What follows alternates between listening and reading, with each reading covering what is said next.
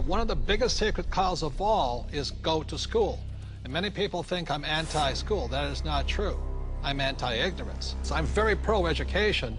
I'm just not pro being stupid about money. I think that's true, that what you said is education is more important now than it's ever been. That's right.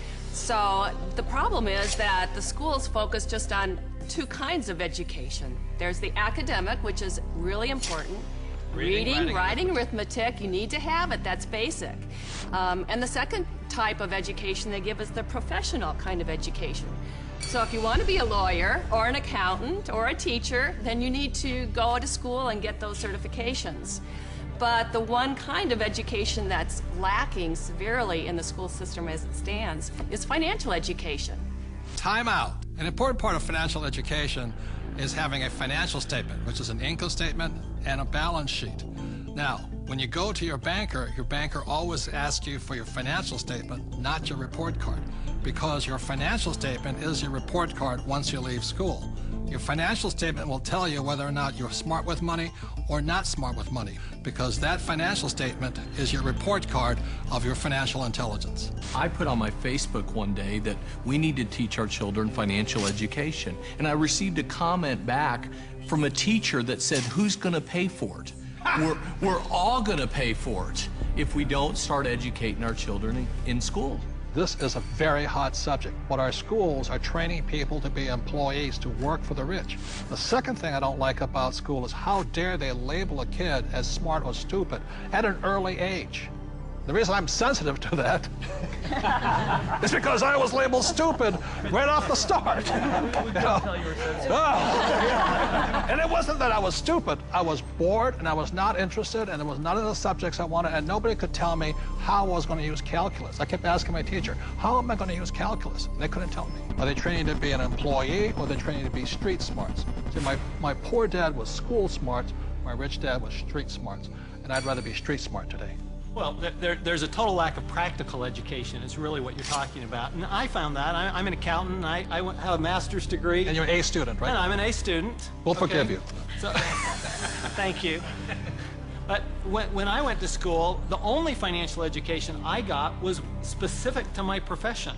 Okay, there was no general financial education. I could have gone all through, gotten a master's degree, got a PhD in my field without any specific financial education about how to handle myself once I got out of school. Right, and people say to me, well, I learned economics in school.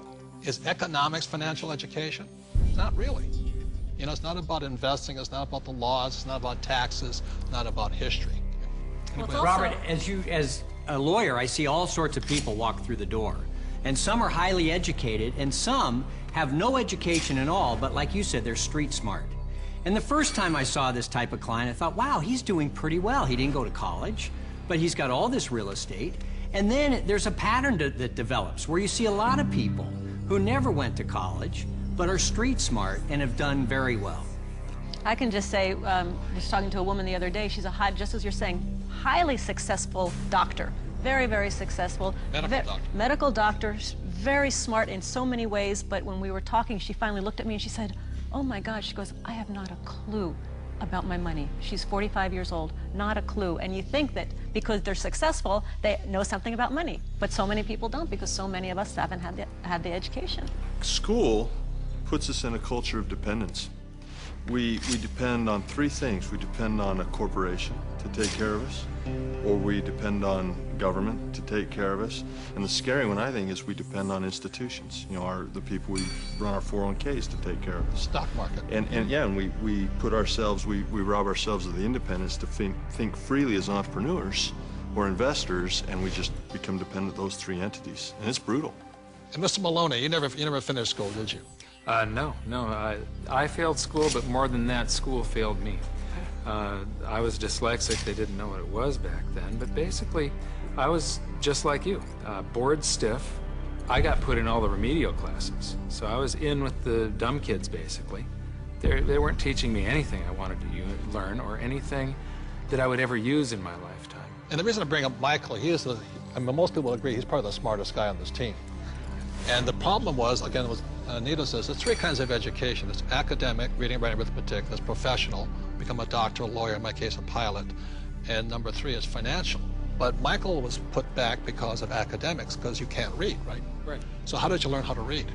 Oh, well, Apple came out with OS 10 at the beginning of the last decade, and you can just select text and hit a button and the computer reads to you. Most people don't know it's built into the operating system. But more, I developed a passion for global finance and economics, and monetary history especially. And passion drives you. Now we can't shut him up anymore. So I'm gonna blame Apple for that. School is a solo game. I didn't do well in school. I did very well in sports. And in sports, you learn to compete. You learn to deal with pressure, teams, goals. And school is more so individually. I'm competing against everybody, and teamwork is cheating in school. Some of us cheated better than others. And I'll just say last thing about school and money, which is a sacred cow. One of the things that really upsets me about schools and money is this. In America, schools are based upon real estate tax. In other words, if you come from a rich neighborhood, the real estate tax pays for better schools. If you're from a poor neighborhood, you get less money. So anytime somebody tells me schooling is about being fair, that is, when I look at the numbers side of it, is if you're poor, you're getting the worst possible education. And to me, that is cruelty. So how does a person learn about money? How does a person increase their financial intelligence? This diagram, called the cone of learning, provides some interesting clues. The cone of learning was created by an educational researcher named Mr. Dale in 1969. And what he found is that the worst way to learn is by reading or listening to a lecture. And the best way to learn is at the top, which is simulations or games, and then doing the real thing. The interesting thing is my poor dad, who was good at school, thought that reading and lecture was the best way to learn.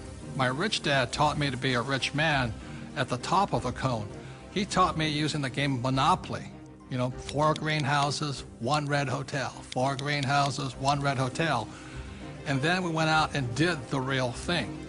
So one of the ways, if you want to learn without much risk, is by simulations, play games. The reason my wife and I created the cash flow game was so that you could play and learn physically, mentally, emotionally, but make a lot of mistakes with play money.